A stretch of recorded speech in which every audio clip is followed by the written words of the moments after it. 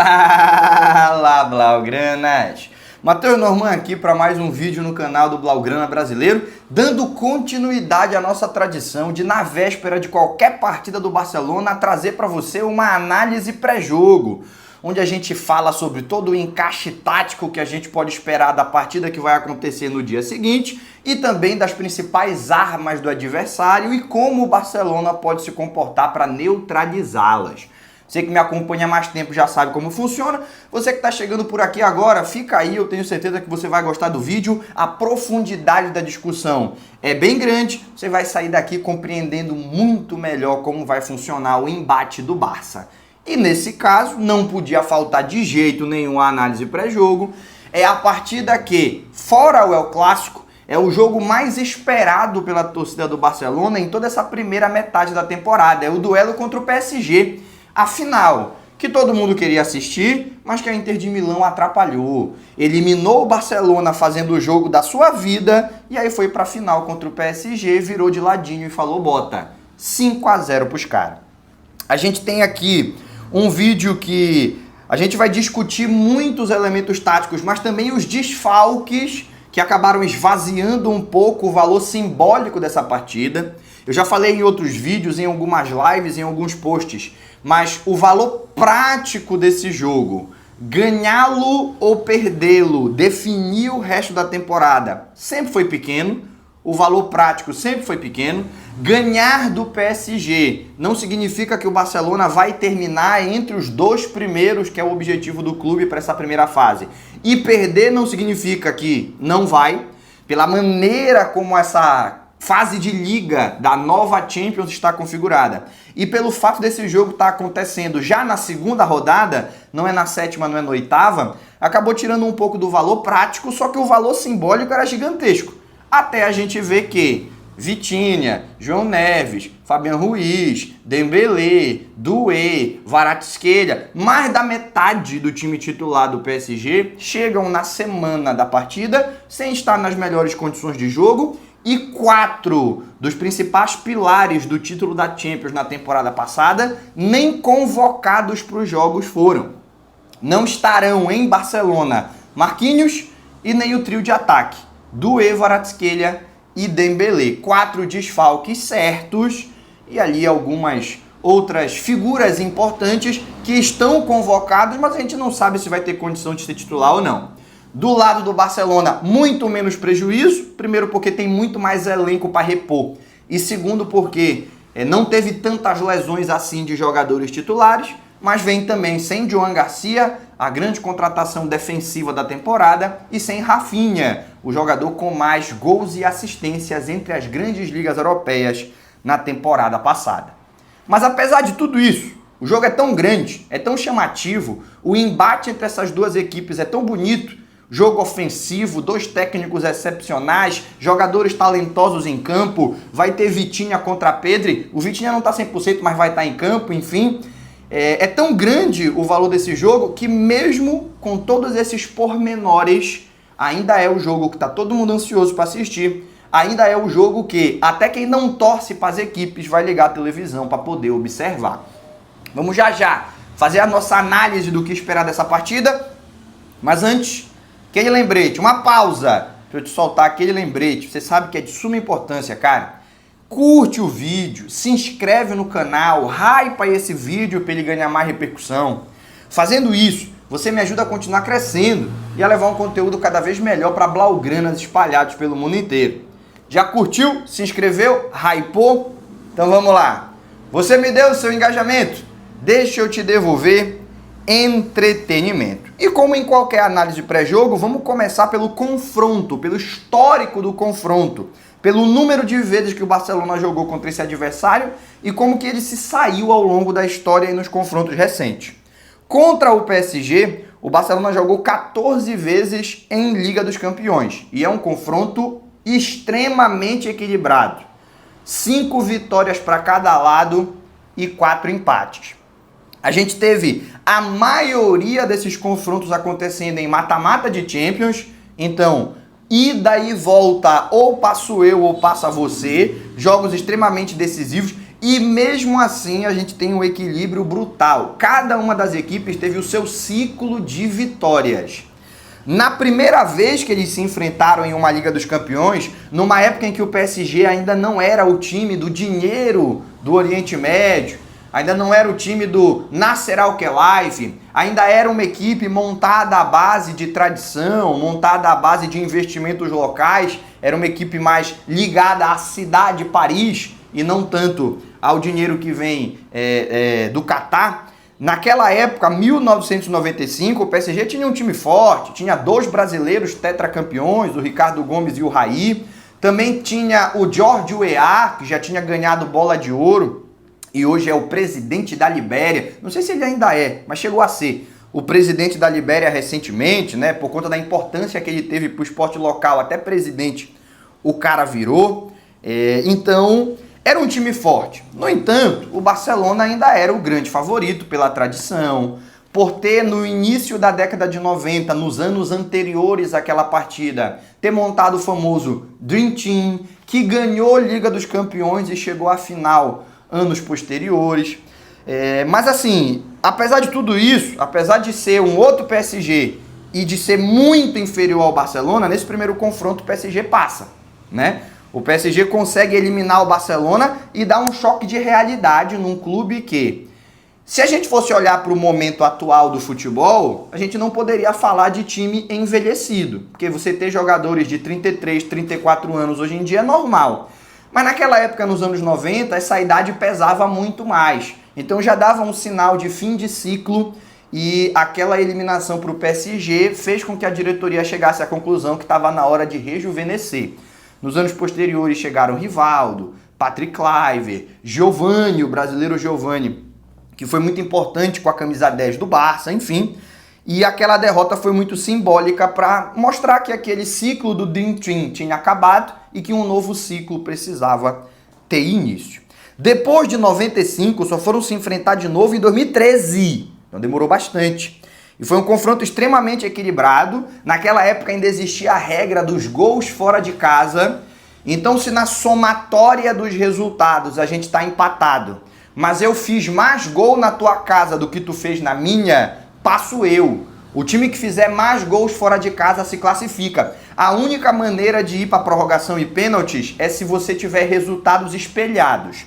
Ou seja, o Barcelona empatou 2-2 no Parque dos Príncipes e depois empatou 1-1 no Camp Nou e classificou. Classificou no critério dos gols fora de casa, ali em 2013. Aquele PSG era o PSG do Beckham, do Ibrahimovic, do Lavezzi, do recém-chegado Thiago Silva. Então era o início de um projeto que ainda apostava nas contratações galácticas e nem tanto na formação de um time coletivo e queria fracassar múltiplas vezes em busca do seu grande objetivo, que era ganhar a Liga dos Campeões, né? O Barcelona naquele contexto estava vivendo uma transição, tinha deixado de ser o time super campeão do Guardiola e ainda viria a ser o time super campeão do Luis Henrique, estava ali pelo meio do caminho no ano de 2013, mas conseguiu se classificar sempre com muito valor da base, né? Os 3 gols que o Barcelona fez no confronto, 2-2 em Paris, 1-1 no Camp Nou, os 3 gols foram de jogadores da base do Barça. Messi, Xavi e o Pedrito Rodrigues, o Pedro, quem não lembra dele, né? Ele não é um dos melhores jogadores da história do Barça, mas ele é um dos mais decisivos. Pode pegar os gols que o Pedro fez com a camisa do Barça. Você vai ver que todos os gols que ele fez foram gols importantes em mata-mata, em final, em El Clássico. Era um maluco que, se o jogo fosse decisivo, podia botar que ele ia resolver, né?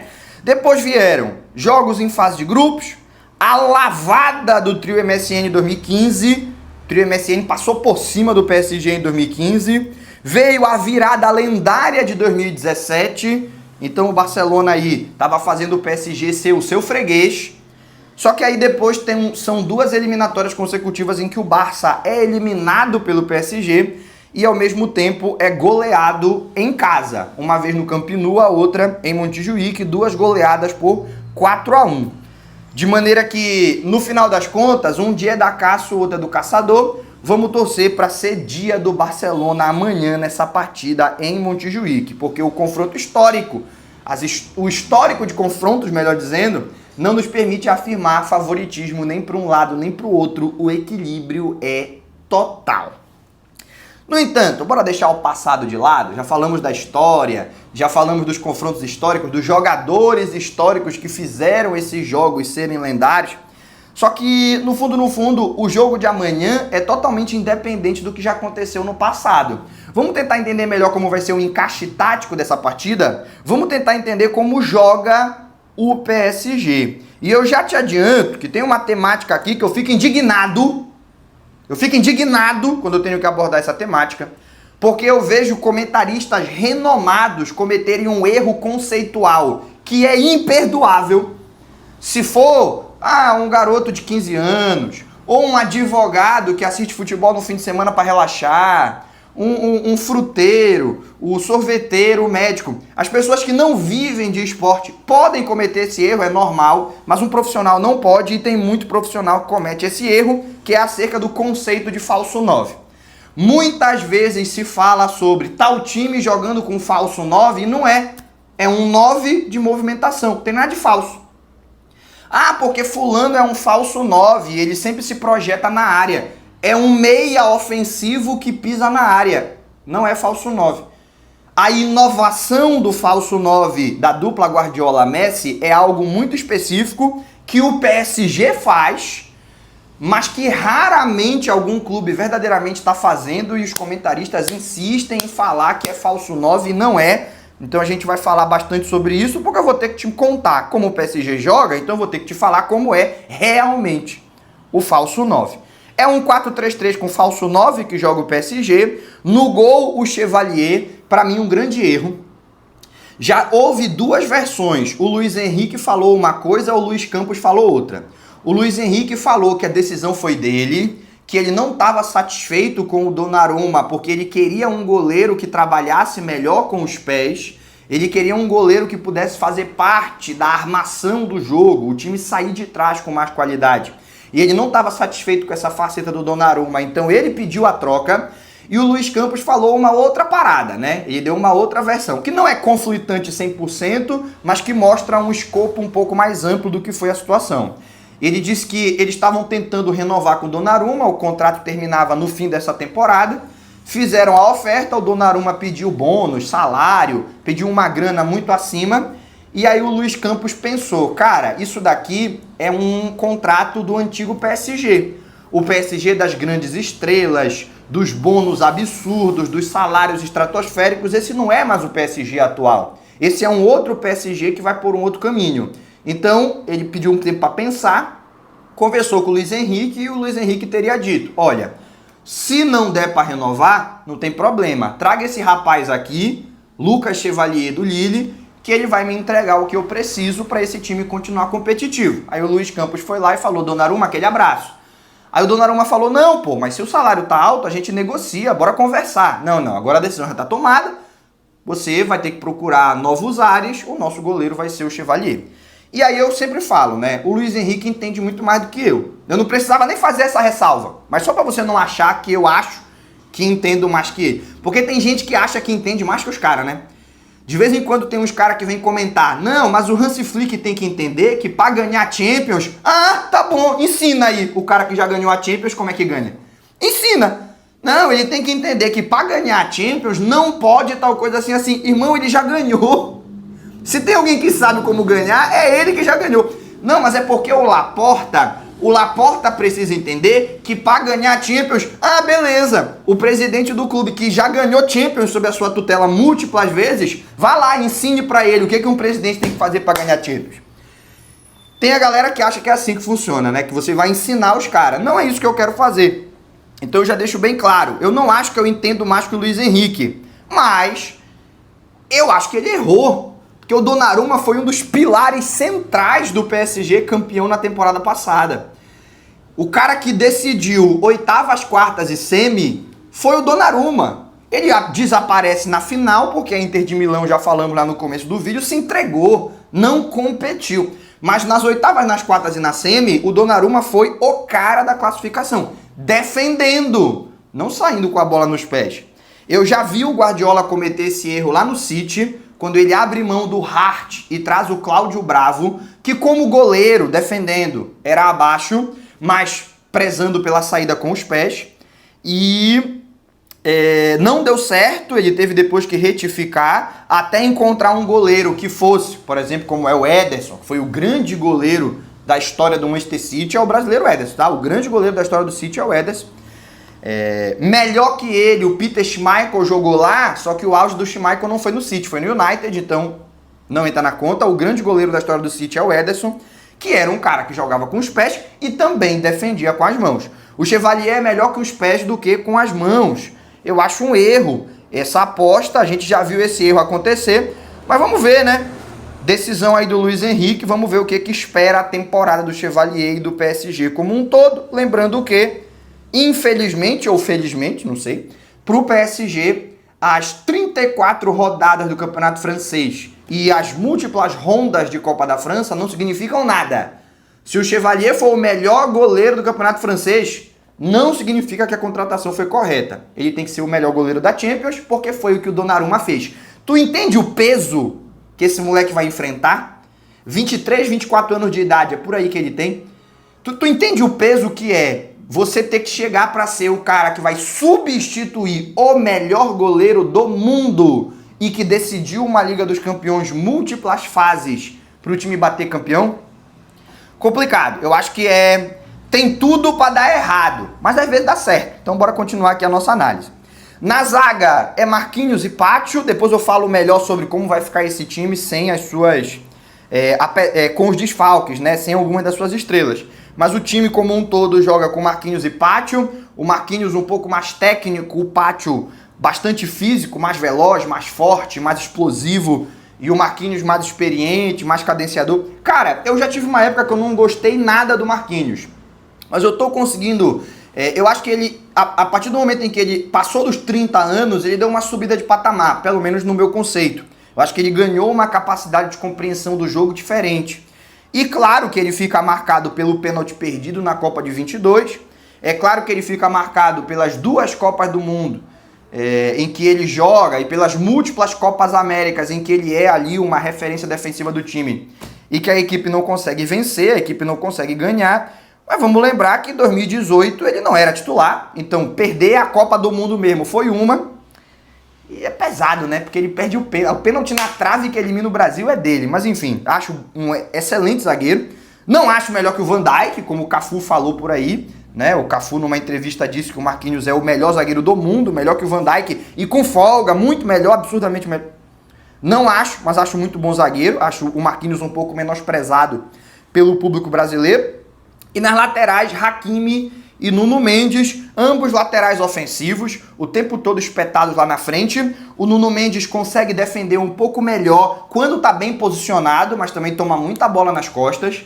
Quando vai, e é normal, né? O lateral vai lá apoiar. Ele não consegue se teleportar quando o time perde a posse da bola para defender. Então ele toma muita bola nas costas. E o Hakimi também. Agora, se estiverem posicionados, não espere o Hakimi desarmar ninguém. Se eu for para cima do Hakimi, arriscado eu dar uma caneta nele, né?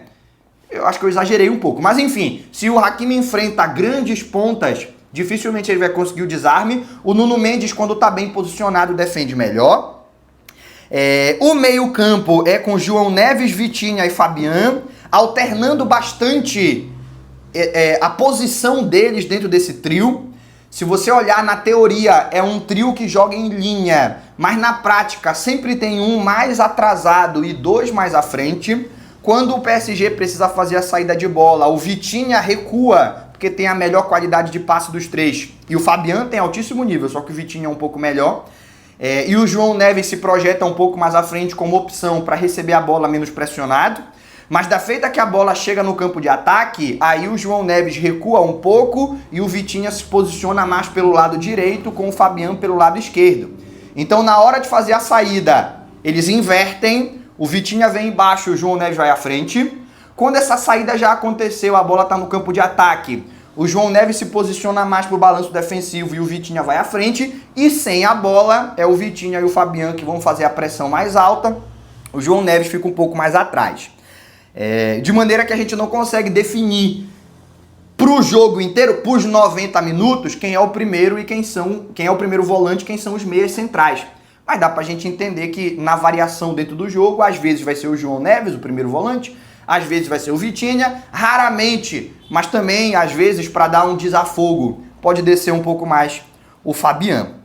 E o que não significa que o João Neves não tem liberdade para ir perto da área chutar, para se projetar dentro da área para finalizar, tem essa liberdade e faz parte também da construção ofensiva da equipe. No ataque, Kvaratskhelia, Doué e Dembélé. E o Dembélé, sim, um 9 de verdade. Kvaratskhelia pela esquerda, Doué pela direita. Eles trocam muito de posição, às vezes o Doué cai pela esquerda, o Kvaratskhelia pela direita. O Kvaratskhelia é ambidestro, ele chuta de direita e de esquerda com a mesma potência, com a mesma precisão. O Doué já não tem tanta qualidade nas duas pernas, mas chuta muito bem também, é um bom finalizador. O Doué, ele é mais o que a gente projeta que ele pode ser do que necessariamente que ele já é. Ah, mas ele fez 2 gols na final da Champions. Tudo bem, teve uma noite mágica, mas ele ainda não é um jogador do nível de Lamine Yamal, do próprio Kvaratskhelia, do Dembélé, que estão no time junto com ele. Ele ainda é um jogador que precisa evoluir para se consolidar nesse patamar. Para ele voltar a uma final de Champions e fazer de novo, ele tem que evoluir, né? Mas é óbvio que o que ele já fez é histórico, ficou marcado, e ele é um jogador de alto nível. Não é isso? Mas bora falar mais do Dembélé, que é o falso 9, né? Afinal de contas, que diabo é isso de falso 9? O Ferran Torres, quando joga, é um falso 9, não é. O Ferran Torres é um 9 de movimentação. Ele é um 9 que pode vir trabalhar de um lado, pode ir trabalhar do outro, mas ele é 9. Só que ele é um 9 com característica de movimentação. Muita gente falava, isso pra mim foi um grande absurdo, que o Bellingham do Ancelotti era o Bellingham falso 9. Porque de vez em quando ele aparecia na área pra fazer um gol de cabeça. Pelo amor de Deus, gente. O camisa 10 pisar na área com os 2 atacantes abrindo para ele ter espaço para penetrar, aí ficou bonita a frase, né? O penetrar eu podia ter evitado, eu acho que eu fiz até de propósito. Mas os 2 atacantes abrindo para o camisa 10 pisar na área como elemento surpresa, não é falso 9, é um meia ofensivo que se projeta na área. Sempre teve na história do futebol. Inclusive, é a característica mais marcante dos camisas 10 dos anos 70 e 80. Platini, principalmente, Zico, faziam muitos gols, não como falso 9. Camisa 10, mas quando os atacantes se movimentam na área e tem um espaço entre eles, eles vão lá, pisam, fazem os gols. Não era falso 9, era um camisa 10 que pisava na área. Ferran não é falso 9, ele é um camisa 9 que se movimenta. O que seria um falso 9? O que foi o Messi e o que é o Dembélé. O que eles fazem? Eles jogam entre linhas, eles ficam entre o volante e o zagueiro, recebem essa bola com capacidade de armar e dar assistência para os pontas que se projetam nas suas costas, ao mesmo tempo que quando a bola passa da sua linha de atuação e de posicionamento, eles se projetam dentro da área para ser a referência para receber essa bola e fazer os gols. Então, você ser o meia ofensivo com 2 atacantes à frente e pisar na área não te faz um falso 9, camisa 10 que pisa na área. Você ser um camisa 9 que cai pelos lados para fazer as tabelas e que ataca as costas da defesa com velocidade, você não é um falso 9, você é um 9 de movimentação e velocidade. Para ser o falso 9, observem como joga o Dembélé no PSG, assistam vídeos antigos da época do Messi, principalmente com o Guardiola. Aquilo é o falso 9. Ele não está nem na linha e nem à frente dos pontas, ele joga o tempo todo atrás. E, ao mesmo tempo que ele funciona como armador, recebendo entre linhas, quando os laterais ou os pontas têm a bola lá no fundo, ele se projeta na área e ele aparece como referência para finalizar. Não como elemento surpresa, ele é o 9, mas ele é falso porque na maior parte do tempo ele está jogando entre o volante e os zagueiros. Não é uma diferença tão absurda, ela pode ser uma diferença sutil, mas é bom a galera entender que não é a mesma coisa. Um camisa 10 que pisa na área e um 9 de movimentação com um falso 9. Beleza? Poucos foram verdadeiramente falso 9, o Dembélé do Luiz Henrique é. Só que ele não vai jogar, né? Nem ele, nem metade do time titular do PSG. Olha aqui. Vamos ver como vai ficar esse time com os desfalques. O Marquinhos, que é capitão e líder da defesa, não foi nem para Barcelona, nem viajou. Deve jogar no lugar dele o Zabarni, mas também pode jogar o Beraldo. Eu, sinceramente, ainda não consegui identificar, porque a temporada está no começo, quem tem a preferência. E nem se o Luiz Henrique considera um reserva do Pátio e outro reserva do Marquinhos. Ainda está muito no começo, o Zabarni acabou de chegar aí no PSG. Mas a sensação que eu tenho é que vai Zabarni e Pátio. Se aparecer o Beraldo não é um absurdo. E também é desfalque o trio de ataque inteiro, né? Então ninguém do trio de ataque titular viajou para Barcelona, nenhum dos três está à disposição. A tendência é que jogue Barcola, Gonçalo Ramos e Kang In Lee. O Kang In Lee também era dúvida, mas se tiver à disposição, costuma ser ele a opção de emergência quando você já tem o Barcola em campo e mesmo assim está precisando de outro jogador de lado de campo para aparecer. O Gonçalo Ramos é a referência dentro da área. Então, a gente percebe aqui que o PSG tem um grande problema, né? Quando a gente vai falando os nomes que estão entrando, dificilmente a gente enxerga algum nome verdadeiramente de confiança. Eu até percebo algumas pessoas falando que o Barcola é de confiança. Eu não acho, mas tudo bem, digamos que seja. Acabou, não tem mais nenhum. Não tem mais nenhum. Não tem. Lembra do Barcelona com o Paulo Vitor e Ansu Fati? É a sensação que eu tenho do PSG, só que para todas as posições, não só para ataque, para todas as posições. Não existem jogadores que façam o nível do time titular cair, faz despencar. Cair faz parte. O reserva ser do nível do titular, para mim é um problema. Significa que o teu titular não é assim tão bom.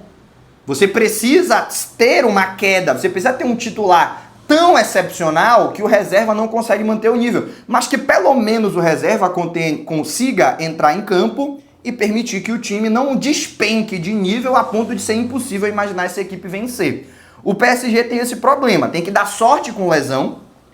Lesão não é só planejamento.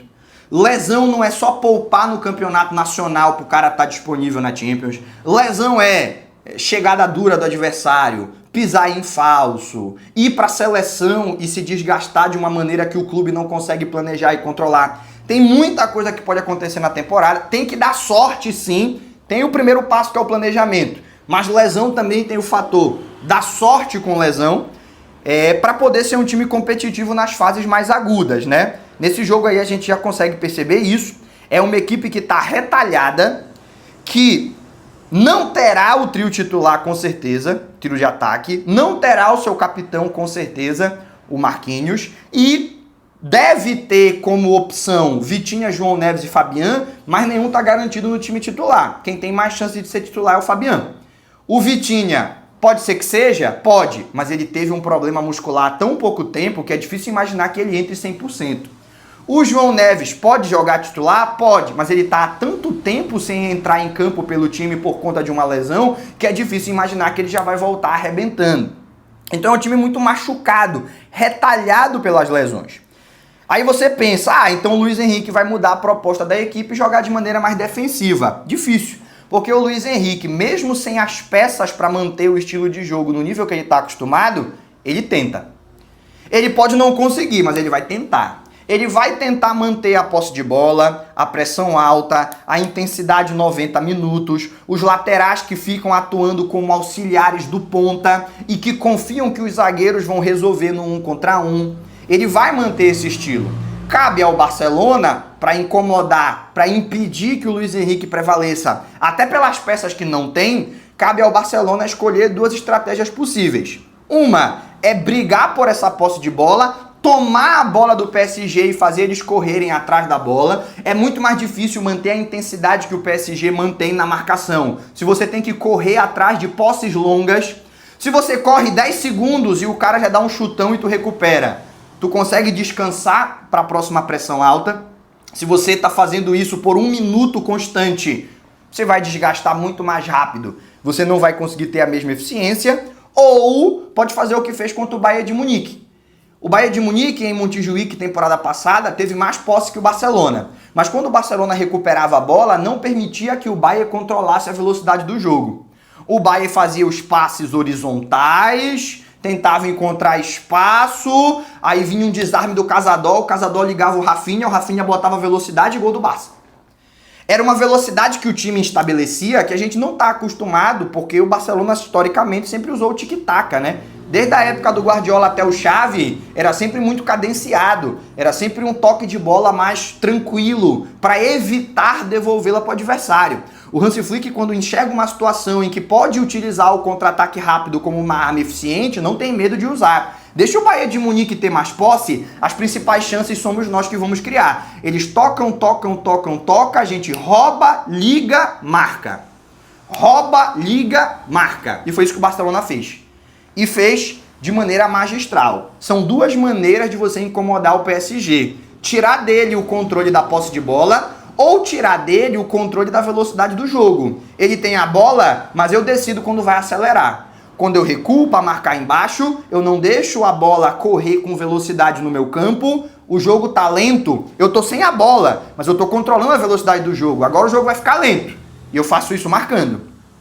Agora o jogo vai ficar rápido, eu tomo a bola e ligo, e no final do jogo vai dar 60%, 65% de posse de bola para o adversário, mas o maior número de grandes chances criadas será do Barcelona. Isso já aconteceu contra o Bayern de Munique, é uma possibilidade, posso te dizer, é a que vai mais machucar o PSG, porque o PSG é um time que sofre gigantescamente nas transições rápidas.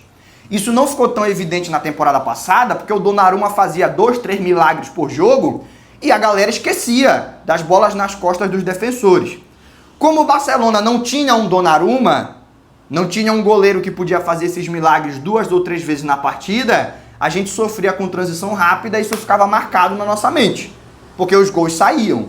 No PSG o goleiro salvava, vamos ver se o Chevalier consegue ser esse cara. E vamos ver qual é a estratégia que o Hansi Flick vai usar para poder fazer o Luiz Henrique ter pesadelos, beleza? Mas, dentro desse sistema, com esse time estrelado, é muito difícil a gente escolher só 3 jogadores para destacar, né? Só que eu tenho que fazer isso, porque eu tenho uma seção no vídeo de análise pré-jogo que é o top 3 dos caras. Não é o top 5, é o top 3. E quando a gente enfrenta times mais fracos, não tem polêmica, porque nem os jogadores que eu tô falando você conhece. Quando a gente enfrenta equipes mais estreladas, com jogadores importantes, com nomes pesados, sempre tem confusão, sempre tem discordância no comentário. E eu não tenho medo, eu não tenho preocupação, eu não acho que tem que ser diferente. Eu não quero ser o dono do debate, só quero fazer parte dele. Aqui eu vou soltar a minha opinião de quem é o top 3 jogadores mais importantes do PSG e que o Barcelona tem que ter mais atento para poder confrontar. Mas, se você discorda, os comentários estão abertos. Pode trazer o seu próprio veredito. Vamos lá? Vamos pro top 3 dos caras. Eu não vou colocar aqui nenhum dos lesionados. Eu posso colocar as dúvidas. Tem um aqui que é dúvida e eu vou colocar. Inclusive vai ser o primeiro lugar. Mas dos lesionados eu não posso botar, né? Eu vou botar o Dembélé. O Dembélé não vai pro jogo. Não tem graça, né? Então, excluindo os lesionados, Marquinhos e Dembélé, que provavelmente estariam aqui. Excluindo os lesionados. Vamos pro top 3 dos caras, só com os que pode até ser que não, mas tem chance de ir pro jogo. Em terceiro lugar, Hakimi. O Hakimi é a principal válvula de escape ofensiva, como elemento surpresa, pisando na área ou fugindo da pressão, quando o adversário tenta colocar o PSG em apuros, que essa equipe tem. Não, mas o Nuno Mendes é maravilhoso, tem muita explosão, melhor lateral esquerdo do mundo. Eu não discordo de nada disso. Mas, no quesito válvula de escape, no quesito se apresentar na área, às vezes até aproveitando o espaço que a movimentação do Dembélé como falso 9 deixa. Não é o ponta que vai lá na marca do pênalti, é o Hakimi que aparece para finalizar. É muito mais difícil você marcar um facão do lateral do que você marcar quando é o ponta. Então, tanto se apresentando numa posição mais avançada para ajudar na fuga das pressões, quanto pisando na área para fazer gols e dar assistências, o Hakimi é a principal válvula de escape dessa equipe, ele precisa estar no top 3 dos caras. Pô, mas aí tu vai menosprezar o Nuno Mendes. Calma, pai. Tá nervoso? Segundo lugar, Nuno Mendes, que para mim é mais importante que o Hakimi, só que de uma outra maneira. O Nuno Mendes também ajuda na fuga da pressão, principalmente dando tapa na frente, explodindo.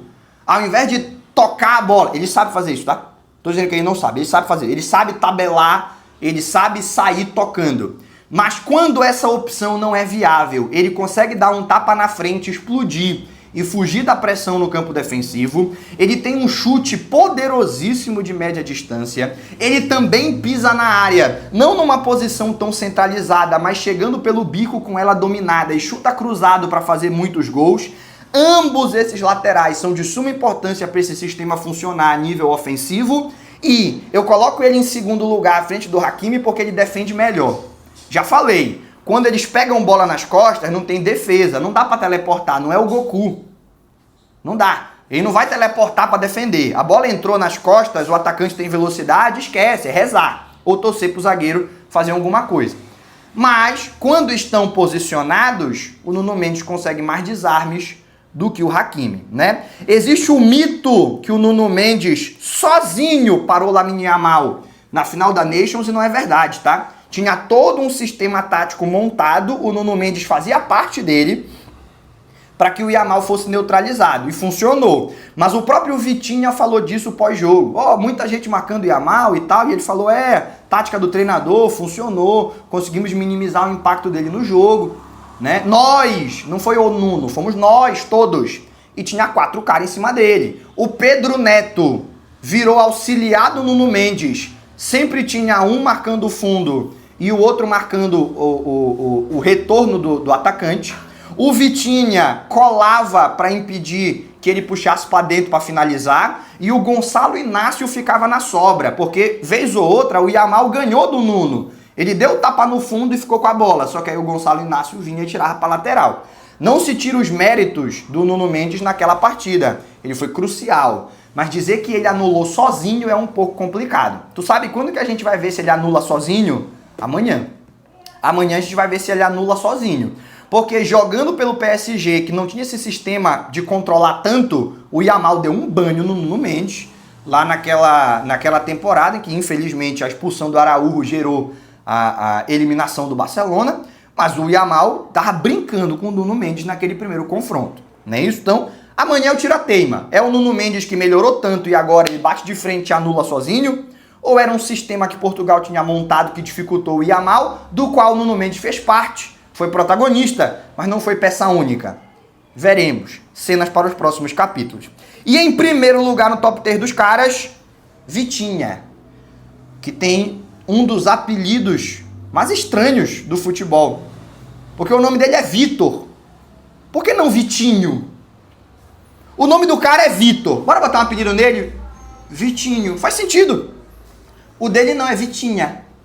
Tudo bem, né? Cada um com o seu costume. Mas jogando bola, né? Em apelido, nota 3. Jogando bola, nota 9. O único meio-campista do mundo atualmente, nota 10, chama-se Pedri. Que também tem um apelido que não precisava, né? Mas enfim.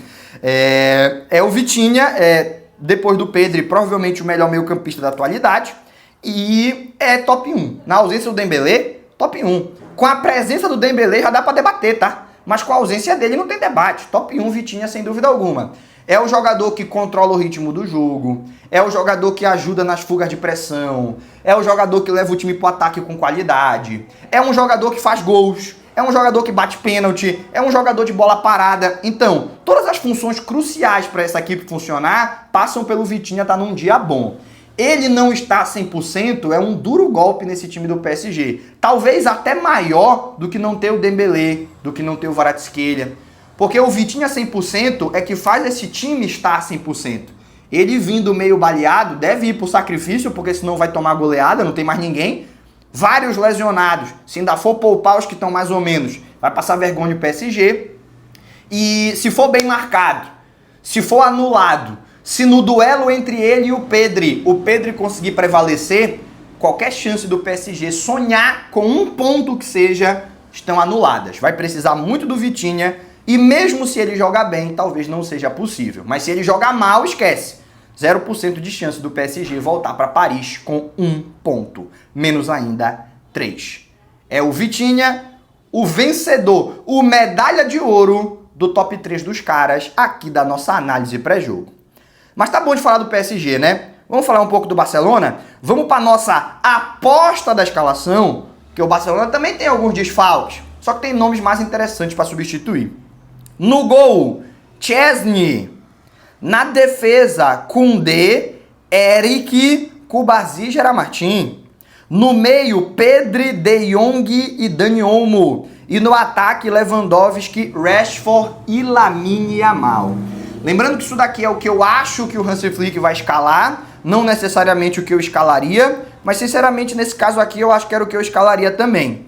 Pô, mas contra o Newcastle o Araújo jogou bem, mas era um jogo que exigia um posicionamento mais físico, um zagueiro com uma característica mais de imposição, mais de briga aérea. O Araújo entrou para marcar o Burn em todas as jogadas de bola parada e marcou muito bem, arrebentou e fez gol contra o Oviedo e foi bem contra a Real Sociedad. O Araújo tá ótimo. Mas o Hansi Flick, até na entrevista pós-jogo abordou esse tema, ele tá rodando bastante a dupla de zagueiros, não porque ele tá querendo preservar, e sim porque ele tá querendo focar em características que ele acha que são mais importantes. Para a partida contra o PSG, que faz uma pressão ofensiva muito eficiente, a gente vai precisar dos nossos 2 melhores passadores no eixo da zaga. E os nossos 2 melhores passadores são Cubarsí e Eric Garcia. O Eric Garcia ganhou muita confiança do Flick, merecida, tá jogando muito bem, é um atleta polivalente, pode jogar pela lateral direita ou pela zaga, e eu acho que nesse jogo vem pra zaga. E eu acredito que contra a Real Sociedad ele teve minutagem reduzida e o Cubarsí nem entrou, justamente para serem preservados para esse jogo em que eles serão muito exigidos. Por isso a minha aposta nessa dupla de zaga. Porque o Gerard Martin, o Baldé não tá de volta? Tá, mas tu não passa 1 mês e meio lesionado e volta titular numa partida dessa magnitude. O Baldé vai voltar aos poucos. Esperem o Baldé titular após data FIFA. Contra o PSG e contra o Sevilha ainda deve ser o Gerard Martin, o nosso homem da lateral esquerda. No meio campo, Pedri, De Jong e Dani Olmo, aqui não tem mistério. E no ataque, eu acho que o Yamal vem para ser titular, embora não venha para jogar 90 minutos. Ele entra, joga o primeiro tempo, joga 10, 15 minutos do segundo e sai. Nesse momento de reintrodução dele à equipe, né? Eu acredito que vai ser isso. Mas também não acharia absurdo se ele ficasse no banco e entrasse o Ferran. E também não acharia absurdo se o Ferran jogasse no lugar do Leva. Mas eu acho que para essa partida a característica do Leva seria mais interessante, porque o PSG, mesmo com o time machucado por lesões, faz uma pressão ofensiva muito boa e em alguns momentos não tem como tu sair tocando, tu vai precisar fazer a ligação direta. Quem tá mais preparado para botar no peito, colocar no chão, esperar o time sair e controlar essa bola no campo ofensivo é o Lewandowski. Mas se quiser botar o Ferran para aproveitar a linha alta do adversário com velocidade, também não tá absurdo, são 2 opções táticas que o Hansi Flick tem. A única certeza que eu tenho é que o Rashford vai jogar, líder de assistências do time na atual temporada, homem da bola parada, vem de uma partida iluminada em noite de Liga dos Campeões. Eu acredito que é jogo para ele, pela explosão, pela capacidade de imposição física, pela velocidade, por tudo que ele aporta para a equipe e pela fase que está vivendo, é jogador para ser titular, porque está 100%, né? Se o Rafinha tivesse 100%, tivesse que escolher entre ele e o Rashford, eu ainda iria de Rafinha. Mas na atual situação, é o Rashford que está saudável, é ele que vai pro jogo. Beleza? Essa é a nossa aposta de escalação. E o nosso palpite para a partida? Digamos, os 2 times estão completos. Ninguém lesionou nem de um lado nem de outro. Tem Dioan, tem Rafinha. Tem Dembélé, tem Kvaratskhelia, tem Doué, tem Marquinhos. Digamos que os 2 times chegam completos, 100%, para jogar o jogo que todo mundo queria assistir. O jogo que na época que o sorteio aconteceu, todo mundo imaginava que ia parar o mundo. Digamos que fosse esse o cenário. O Barcelona era favorito, 55-45. Muito equilíbrio entre os times titulares, mas o Barcelona tem Lamine Yamal e Pedri. Jogadores que o PSG tem jogadores de altíssimo nível, tá? Doué, Dembélé, Vitinha, mas que não chega no mesmo nível de capacidade individual de mudar a história de um jogo. Então isso já seria motivo para o Barcelona chegar um pouco favorito. O Barcelona tem melhores opções no banco, então se o jogo chega na tábua na reta final, você tem que mexer para o time ter jogadores descansados. Os que vierem para campo do Barcelona são os melhores do que vierem para campo do PSG. E por fim, o jogo é em Montjuïc, não é em Paris. Se luta um tubarão e um leão, quem ganha? Depende. A luta é no oceano ou na selva? Na selva vai ganhar o tubarão. Caguei a analogia. Na selva vai ganhar o leão. No oceano vai ganhar o tubarão. E como o jogo é no oceano, eu aposto no tubarão. Ou no El Tiburón, em alusão ao Ferran Torres. Beleza? Então, é um jogo que o Barcelona, todo mundo completo, seria favorito. Não 70-30, mas seria favorito. Agora, com os desfalques sendo levados em consideração, pelo amor de Deus, né, gente? O PSG está retalhado. O PSG é uma sombra do nível que tem com os seus 11 titulares à disposição. O Barcelona vai ter dois titulares que não estão à disposição, vai sentir falta do Rafinha, vai sentir falta do João, vai sentir falta do Gavi e do Fermin para entrar no segundo tempo, mas nem se compara as opções que o Barcelona tem para suprir essas necessidades com as opções que o PSG tem para entrar no time titular e, pior ainda, para entrar no segundo tempo, quando esse time estiver um pouco mais desgastado. Então eu acho que é um favoritismo muito maior do que seria se as equipes chegassem com o time titular, e eu não vejo outra opção que não apostar numa goleada. Para mim é 4-1 para o Barcelona. Porque o Luiz Henrique não é treinador de mudar a sua ideia de jogo porque tá com desfalques. Ele vai sofrer com isso, mas é a sua personalidade.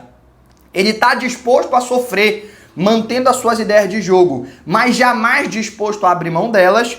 Eu acredito que ele vai sofrer muito nessa partida porque vai ter inferioridade de qualidade, de vigor físico e do fator casa. E o Hansi Flick está muito inteligentemente preparando essa equipe para aproveitar os desfalques, para aproveitar essas fraquezas que o PSG deve demonstrar.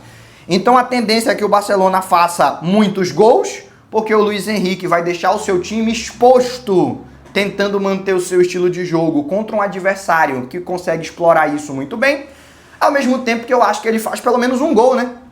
Pelo menos um golzinho ele faz, porque ainda que esteja desfalcado, ainda tem Hakimi, tem Nuno Mendes, ainda tem Fabian Ruiz, ainda tem jogadores perigosos, que principalmente se o Barcelona abrir uma vantagem confortável, podem aproveitar uma dormida, um momento de desconcentração para ir lá e fazer gol. Então, para mim, 4-1. 2 gols do Lewandowski, 1 gol do Lamine Yamal e 1 do Eric Garcia, que é um defensor que faz muitos gols e eu acredito que vai fazer nessa partida também. O gol do PSG deve ser do Gonçalo Ramos. Ele não é um gigantesco atacante, mas ele vai ser a referência, vai ser o camisa 9, vai ficar na área esperando a bola chegar. Em algum momento ele vai ter uma oportunidade claríssima e eu acredito que ele vai guardar. Por isso 4-1, 2 do Leva, 1 do Yamal, 1 do Eric Garcia e o gol dos caras é do Gonçalo Ramos. Barcelona 4, PSG 1. Beleza?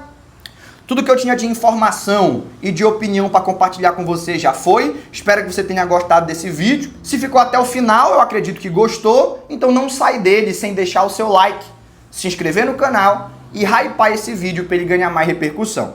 Por hoje, a gente encerra. Aquele abraço e até o próximo vídeo.